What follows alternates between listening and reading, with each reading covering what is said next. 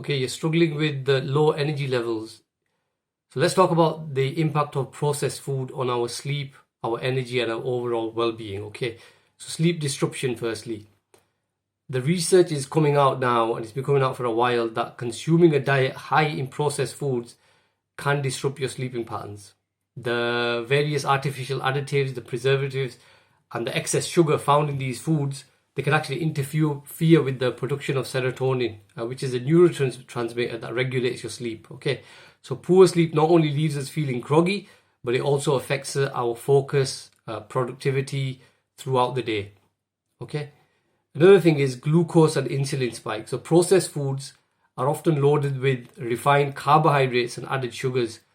Again, this leads to unhealthy spikes in our glucose and our insulin levels, and these spikes, they can leave us feeling energized for a short period, followed by a crash that leaves us drained and craving even more sugar.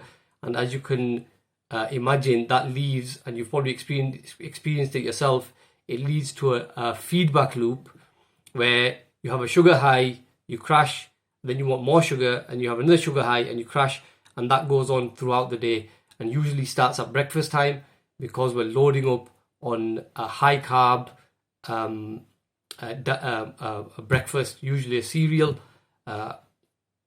and which obviously that starts that roller coaster during the daytime. And this is especially really has negative implications for children, especially. So one thing that we can do is opt for fruits such as you've got your standard apple a day, whatever kind of fruits you like, whole grains, lean proteins, which provide us with fuel throughout the day. And the other thing that you can do is incorporate some kind of salad into your meal. And if you have the salad before the protein and the fat, and then have the carbohydrate at the end, what it actually does is it releases the energy slowly, so you feel energetic for longer. And that's a really useful hack for anybody to use, inshallah. The shocking statistic now is that over 50% of men are classified as overweight or obese in the UK.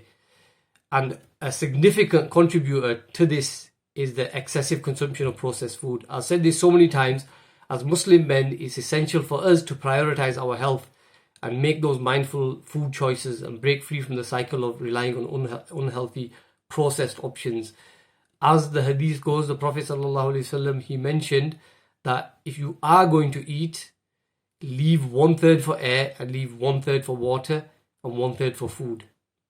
Okay, and there's a hadith where a person came from outside of Medina, a Jewish doctor, and for 3 days he had no patients. And so he came to complain or ask what's going on. And the Prophet ﷺ explained to him that we only eat when we're hungry, and a lot of the time we're fasting. So this is a complete opposite of what we do. What we're doing is we're constantly filling ourselves up. It's the equivalent of having a fridge full of food, but then you're going out to the shops and getting more food. Eventually, your house is going to be full of food, your fridge is full of food, and there's nowhere to move. And this is what's going on inside our bodies to some extent. Okay, so if we use whole unprocessed foods, they provide our essential nutrients, the vitamins and our minerals. Think of it like medicine. There's a saying, if you don't eat your food like medicine, a day will come when you eat your medicine like food. Okay, we can see this all around us. There's relatives, people that we know, that they're basically taking medication after medication, tablets after tablets. They have like 5 or 6 tablets that they're taking in a day. We don't want to end up in that state, inshallah. Okay, and we can do better than rely on the doctors and the big pharmaceutical companies. So opt for colourful fruits, vegetables, wholesome grains, healthy fats, proteins. These foods, they support our optimal energy levels. They also enhance our sleep quality, and they promote overall well-being, holistic health, basically.